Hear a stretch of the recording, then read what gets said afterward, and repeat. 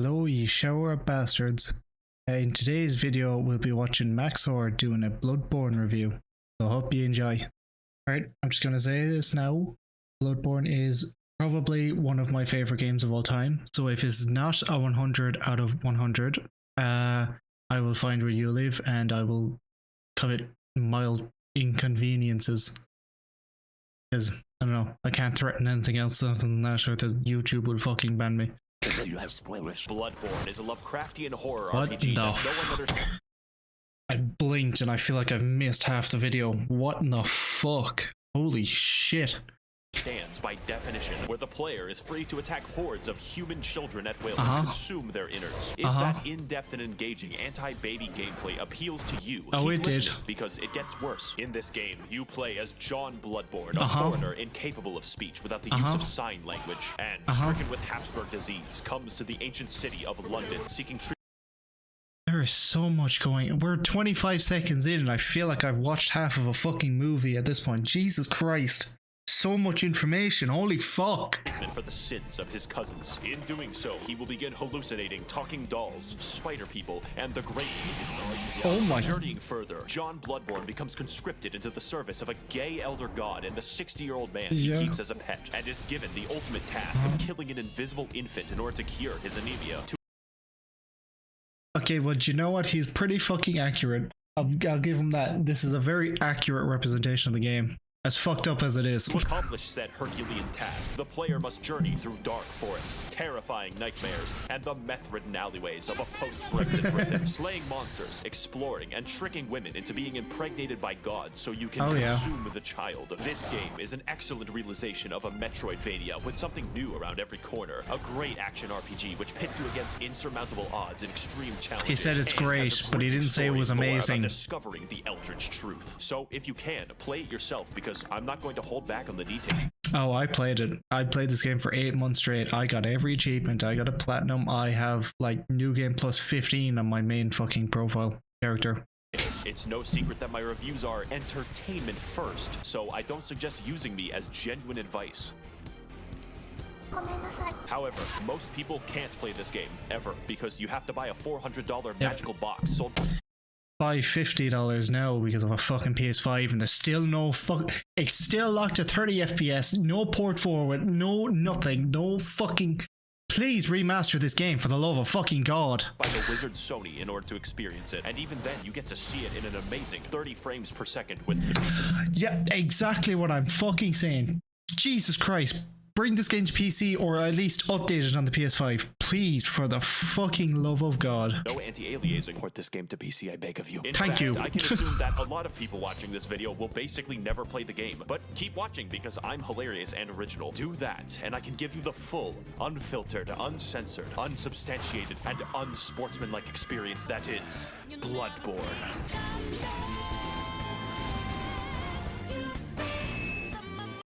I always forget what the name of this song is. I know it's Persona, but I just can never remember the name of it, and I see it everywhere. Well, not see it, hear it. The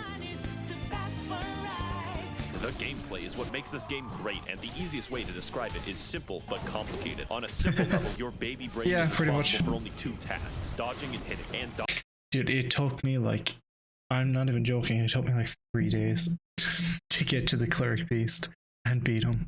Because I could not figure out how to fucking play the game without dying at least 600 times over. Dodging in this game. But when I did beat him, I fucking flew through the game because I'm amazing. It renders you temporarily invincible. Sounds easy, right? Wrong, because every single enemy is adjusted to keep pace with you. Basic enemies are basically able to whoop your ass into fucking non-existence. Every encounter, therefore, is tense and engaging. When you kill someone, it's because you were faster and had more meth than they did. On a complicated level, you have a gun, and normally bullets hurt people, but in London, bullets are a suggestion, like the Geneva Convention. Here in England, it's all about the knife bins. Except when you shoot somebody mid-attack, you gain the mystical and arcane ability to plunge your fist their heart out like Mortal Kombat and rip out their heart, which is considered rude and a slight annoyance. This extends to behind them if you charge an attack, which sometimes you can rub the fizz without the prostate like fruit by the. Listen, man, we've all done veterinarian studies. It's pretty easy. You just shove it right in there and just pull whatever out. He will thank you later. foot. Side note, the most optimal farming route for currency in this game is called Murgo's Pig Fisting Route. See, I changed the webpage. And What's funny is that that's what me and the people that I know that play the game as well have always called it. That it's the pig fist route. This route, you sneak up behind this guy and do him the dirty. Then entice these two swinular bastards to be mauled to death by members of Organization 13. Repeat 50 the Men in times. Black. On a complicateder level, every single weapon in the game has 2 different modes with 2 different movesets. God, I hope they bring this back in something. I hope. Okay, Night Rain is out now. For the DLC, I want one character to be Bloodborne. I know technically the Duchess is Bloodborne based, but I want a character that is Bloodborne based and their starting weapon has this fucking transformation thing where you can switch between like a straight sword and a hammer or something. Because I need to see this back again. They did it once and they just have not touched it ever again. And transforming between them gives you special attacks, in addition to running attacks, plunging attacks, swinging attacks. On a theoretical physicist level, your character memorizes squiggly lines and fridge art created by gods for passive bonuses that work regardless of weaponry. My favorites are more money, and more money. Big stack. Finally, on a meta-theoretical chiropractic level, every weapon is customizable with different gem slots that give differing effects for your attacks. And Brother, all I did was just attack up, and that was it. I did not give a fuck. Unless it's like fire damage, adding fire damage to like fight the blood-starved beast, then yeah, sure. And fire damage deals more damage to beasts. there are different types that can literally change all of the stats of the weapon, like making a fucking spear do more damage based off of intelligence. There's definitely more and a lot of strategy. Also, the arcane stat is shit. The magic in this game is completely, utterly shite. It basically doesn't even fucking count as magic. It's so useless, but it's fun because it looks cool. And how you level up your character, but I assume that you know how to level up in a fucking video game. But with all this combat prowess, you may be wondering, Maxor, who are these crusty abominations that you're fighting on screen? Well, to learn They're just that British much, we're going to townspeople. have to delve into the lore. So buckle your britches, bitches, because The lore is they're the average British townsperson. Look scruffy as fuck and have mank teeth. this shit is wild. If I say something questionable, just accept it as fact. I can be trusted. 60 years ago, 20 rowdy college students took their education extremely seriously because they found Woman Cthulhu. She was just in a portable toilet downstairs. Also, because they were bored, they beat to death a god of the sea with some bats, but that's a story for later. It turns out the entire world is ruled and created by a race of elder gods beyond human comprehension called the Great Ones. Figuring this out, they got Cthulhu's blood and were like, we can make a religion out of this. Because it turns out the blood can heal people, which is really good due to all the knife crime. So everyone starts drinking it a little too much and they get the money to build 36 cathedrals, but it turns out eventually the blood turns you into a werewolf. So the church hires a guy named German to go fight the beasts with an organization known as the Hunters, but there's too many beasts, so he gives up. Now the knife crime is increased even more, and German sort of goes insane and creates a life-size doll of one. Now the knife crime is increased even more, and German sort of goes insane. I will install it. Genshin Impact. Genshin Impact is so shit. I don't know how anyone actually likes that fucking game. Uto is pretty cute. Okay, never mind. That is a factual statement. Creates a life-size doll of one of his students who is an 8-foot-tall Amazonian. He also canonically has sex with it. The moon god, for some reason, kind of takes notice of this and is like, all right, listen, I'm building a suicide squad. I will bring your waifu to laifu if you serve me for all time as my slave. German reasonably thinks that this is a great deal. Of course. And is imprisoned in a dream. This is where you come in. See, the moon god assassinates baby gods for fun, but needs a hitman to go into the real world to do it since he's confined to the 9th dimension. So in addition to fighting all manner of giant beasts and uncovering dark secrets, the true way of this game is to commit infanticide. There's enough bullshit here to fill tax legislation, so comment your own poorly summarized Bloodborne lore below. And for the rest of us non-shills, we have ample time to explain more of what makes this game great. Yes, you have been jinxed. I am talking about bosses before I talk about the levels. In most video games, bosses cap off areas, but in Bloodborne, areas... I mean, the levels are cool, but, it's a Souls game. It's all about the bosses, really. The bosses are the things that people talk about. I mean, Bloodborne definitely has one of the better maybe not level designs, but the architecture in the actual game and how the aesthetics in it, but the bosses are really what you're playing it for. Are preambles to a dick flattening, and nothing will challenge your skill in quite the same way. Fuck the Orphanacause. That was absolute bullshit fight. Except for the goddamn witches of Hemwick, who were placed into the game for disability access. You can probably tell that Bloodborne is a hard game. We don't even know if a games journalist can beat it, but it's hard in a Games journalists couldn't even beat fucking Cuphead tutorial. How the fuck do you expect them to beat this game? fair way that tests your skill. Although I will say, granted they did a lot of cheesing, IGN used to be able to play these games because there was a guy that was part of like doing the reviews and stuff, and he used to do videos on YouTube to like show you how to beat different bosses. Now he did cheese the fuck out of all of them, but you know, they were pretty entertaining, and hey, he at least he could fucking beat the game and the DLCs.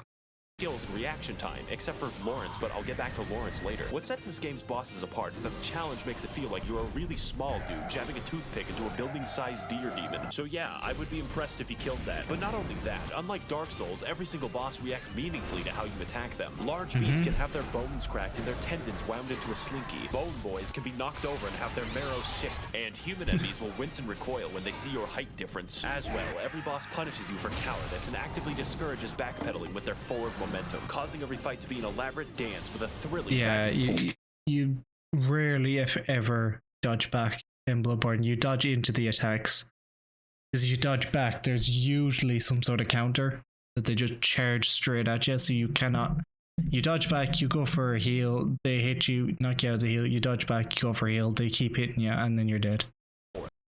Unless you're fighting Rom, who is the really hungry caterpillar if he had a legion of arachnid slaves who threw their heads underground like ostriches. We don't talk about him. And while we're on the subject of bad bosses, this motherfucker, let me tell you this something. guy. The humanoid bosses in this game are paradoxically the most dangerous. But Mikolash is a psychological hazard that will hurt you personally. This boss literally feels like cut content because the fight centers around chasing him, and his direction depends on RNG, making him an actual...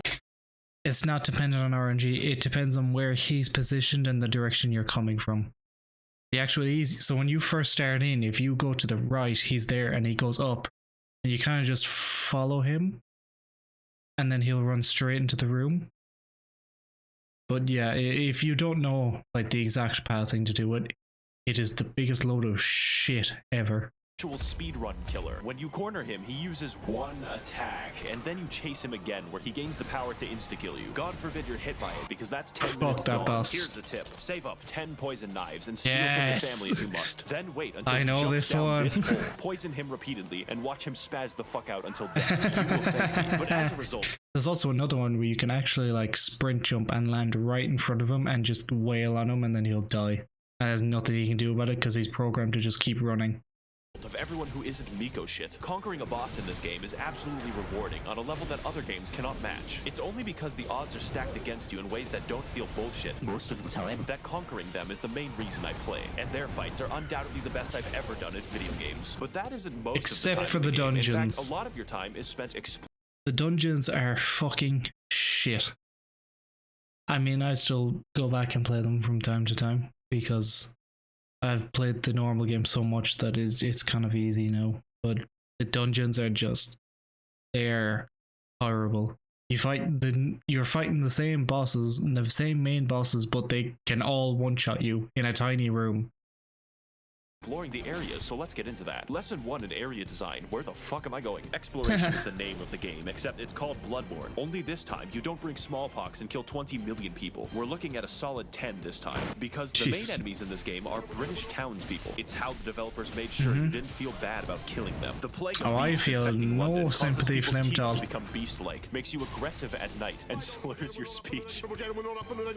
So it's up to you to stop them, as a hunter should. If you don't look up where to go next in this game, good fucking luck. People get lost all the time. Get used to it. This game doesn't do exploration like, oh look, there's loot in this hallway. My dopamine's gonna go crazy. That's baby shit. This is daddy's exploration, where you find a route back to a place you were in 10 hours ago. And I hope you weren't expecting a mini-map, or any map. Every single hallway is a rabbit hole of discovery, and your hand isn't held. Case in point, Cathedral Ward is a level, but feels like a hub area because it connects to everything. And where you start the game is in the middle of a loop-de-loop involving torturous experimentation. Just look at the fucking map of this this game. Everything overlaps. And yes, there is a level called Nightmare Lecture Hall, and no, it does not connect to the Altar of Despair, although you would think that. Fittingly, the Lecture Hall is the smallest area, and more fittingly, 90% of the combat is graduates throwing cum at you. The game also has 2 completely secret areas that you would not find without the internet. I would tell you how to enter, but I don't want to do calculus. And what you get at the end? Upper Cathedral Ward is legitimately a horror area in a game loved for its combat, because it's filled with enemies who act out my greatest fears. Stealing your insight. Permanently gives me fucking chills every time I talk about it. Castle Canehurst is proof that From Software hates us all, since the best area in the entire game requires you to go to the Field of Corn in Ohio and trek down Waldo. But it's worth it to invade the house of that parasitic queen dwelling in her demented castle, so that she may feel the wrath of the proletariat. All we have to do is kill Prince Philip, who guards the way as an eternal lich. This is a cool boss. There are numerous NPCs and NPC quest lines spread throughout the world, all with a series of interactions with each other depending on location and timing. For instance, you could direct nuns, prostitutes, and Prince Philip to a church run by a lonely black sludge, then perform enough blood transfusions to send the nun into a yandere rage. Or you could direct them to the nice woman who runs the clinic down the street, who only wants to help and assist others. Then take a strange path through the forest and into her clinic to discover that she has been experimenting on all of them in order to create the Blue Man Group. And if you want, you can take the umbilical cord away from her schizophrenic ass and eat it. The sky's the limit in Bloodborne quest lines. And you know what my favorite quest line is? The one where you descend into literal hell. The DLC. Eternal punishment, insanity, and femboy fishing. The scariest of them all. I'm of course talking about the DLC. The DLC. The only DLC for this game. And if you play through Bloodborne, you have to play through the DLC. I'm not giving you a requirement. So to learn why, you should play the best expansion ever made since Spore Galactic Adventures. What? Come with me on this amazing journey to find the secrets of the Bloodborne, the old hunters. I want you to imagine hell. Now imagine hell written by H.P. Lovecraft. It would be filled with squids, immigrants, and air conditioning. This DLC has none of that except the squids. For you see, those college kids from the lore section of the video were built fucking different. They experimented on an entire village and possibly beat up a god of the sea so fucking bad that her consciousness in the 9th dimension died. We spent an entire game killing an infant and these guys somehow killed the MILF god. But anyways, in the process of this, it cursed them and all of the hunters to be doomed to a hell upon death, where they will hunt in a bloodthirsty rage without rest for all eternity, indistinguishable from a political subreddit. Case in point, this is Ludwig. He's the first boss of the DLC and has a best boss in DLC. Maybe not the I'd say he's the best. The most well known as well. This man costs refunds. reputation for causing refunds. Not because he's bad, but because he's too good for you. The first phase is as difficult for me as realizing that Golden Corral is not actually a real corral. But like every restaurant except Golden Corral, the rewards at the end are delicious because his second phase is even harder. Now, I'm not going to lie, this DLC has 4 bosses and 3 of the hardest bosses I have ever fought in any video game ever. So your ass will be clenched the entire time. Yeah, it took me 2 weeks to beat Ludwig. And I'd spent hours every day fucking fighting him, and I could not fucking beat him. And then I eventually did, and now I have PTSD every time I try and fight him. And the fact that he's the 3rd hardest is fucking concerning. Some people tell me, Maxor, your videos have gotten me through tough times because they made me laugh. But like this boss, you are the one who is truly overcoming these challenges. And I believe in your ability to beat both of them. King. Thank you. Boss Lightning. I don't. I just admitted it took me 2 weeks to beat this fucking boss, so I do not believe in any abilities I have. But thank you. Round. The DLC has many such cases of amazing bosses, including Lady Maria, who is the basis for German's extremely creepy 8-foot-tall doll fetish, but we'll get back to that. And yeah, it's a bit weird. Cause, who was born from the literal dead body of a god. If you enjoy the sensation of being beaten to death with a sharpened placenta, this is the fight for you. And as with everything that From Software makes, they threw in a boss that they didn't really finish and called it a day. I'm of course talking about Lawrence, which is a very mundane name for a fire monster locked in hell. Take my advice, don't fight Lawrence. You only lose a part of yourself. Fight him once, you get the achievement, and that is it. Never again. I hate this boss. Since this boss fights you by dropping off his own legs and then violently vomiting and shitting lava everywhere. I've always wanted my game about dynamic dodging and elaborate fencing to be reduced to shitty area denial like it's Team Fortress 2. To wrap things up, the music of this game is pretty good, but the DLC music is fucking insane. I don't know what it is about Japanese composers being able to make symphonies. From Software has always had good music, no matter what the fucking game is.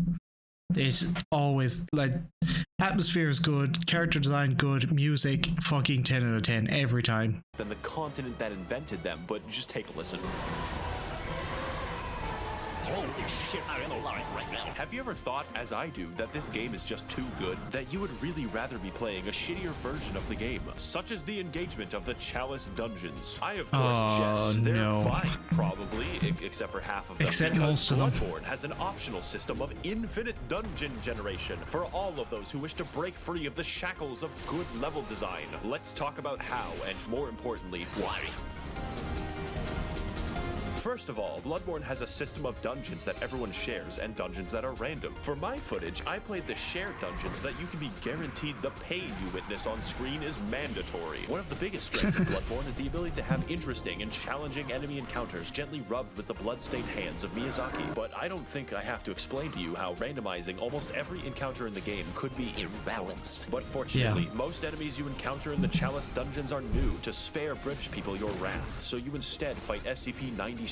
But why are we here? It turns out that the entire city of London was built on a Celtic burial ground, an ancient civilization called the Sumerians who discovered the healing Hey, it's Irish flag. Let's go. powers of blood and then mysteriously disappeared. Wow, I wonder what happened. This is all cool in theory, but the reality is that most of the time you fight the same 4 enemies, and the first 3 dungeons can be replaced by Simon Says. My cat literally wouldn't notice. The Chalice dungeons are so forgotten that the developers use them to put joke enemies into the game. My favorite is the man who aggressively rolls at you stark naked wearing only his Nikes. The uniqueness also extends to the bosses, and they're actually pretty cool, like Sumerian descendant, Watchdog, and the 3 overweight men. Do you remember that basic enemy from like 2 levels? He is the boss now. Rom, he is the boss again. The only thing stopping me from throwing myself into a wood chipper is the fact that Mikolash isn't back. And if you're going to have replays, you probably want to make sure that they're actually good. In fact, the bosses are so fucking imbalanced one-shot that the you. Watchdog fight is primarily comprised of instant kill attacks. I beat Sekiro backwards on a keyboard, and this shit What the fuck? What the fuck? But the dungeons go deeper. What we have discussed so far is merely the surface, and there is a much darker syndicate lying just below.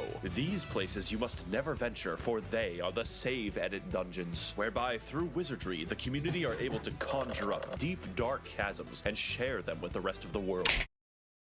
One in particular called, I'm not joking by the way when I say this, called the Cum Dungeon. And yeah, basically that's just a shit ton of runes. Not runes, blood echoes. And runes is Elden Ring, yeah. Basically it's just a boss placed in an area that has no floor, and when you walk, take a few steps forward, the boss loads in, instantly fucking dies, and you get a shitload of fucking blood echoes. Of these secrets, there are only 2 that I shall reveal to you, and the first is the Cum Dungeon. Oh, Yes, I literally did not need to pause it, he would have explained it as well. Okay, well. Heard that correctly and clearly. The Cum Dungeon is the name of the most optimal farming route ever conceived by the fucking cricket people who do this shit, whereby the player enters the chasm of place name and watches as a high-level boss yeets itself off a cliff. Murgo's pig fisting route can give you 10,000 echoes. This gives 83,000. And if you thought that sorcery was bad, it gets much worse. You can insert anything from the game files by save editing a Chalice dungeon. Anything. This includes cut and unfinished content from the game that the developers forgot to delete, like this doggo. I didn't know about this. Oh. Who attacks you with invisible lightning. Overall, the Chalice dungeons are bad. They're not actually very fun to play, and yet I love them. I play them all the time. Because they allow Okay, not all the time, sometimes. A long dead game with the help of a passionate community. Now, before we sign off, I know what you're thinking. Maxor, what about the multiplayer? That I would love to talk about with all the footage I have, but it's dead. If this game releases on PC, and it better, then I will talk about the multiplayer extent. Like, don't even release it on PC. Update it so that it just give it a big update on PS5. Alright, they're making the PS6 now. Maybe they'll do what they did with Demon's Souls and they'll remaster it. But then again, I'll have to buy a PS6 just to fucking play it, and I don't want to do that.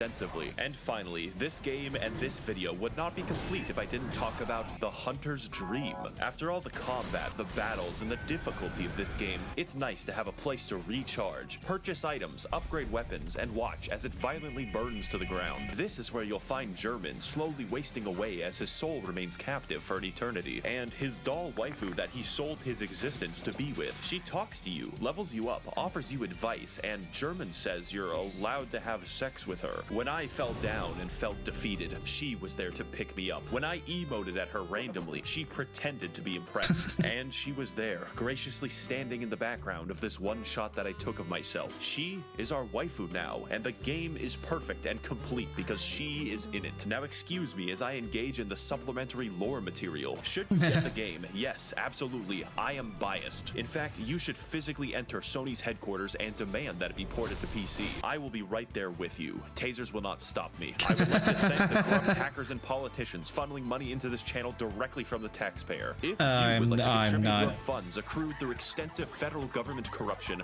you can head to my Patreon to learn more. Jeez, that's a lot of members. I would also like to thank the kind denizens of the Mythbusters Smut Discord who sent me half the memes in this video. And as always, thank you for watching. Holy fucking shit. But this man is fucking good at editing anyway. Jesus Christ.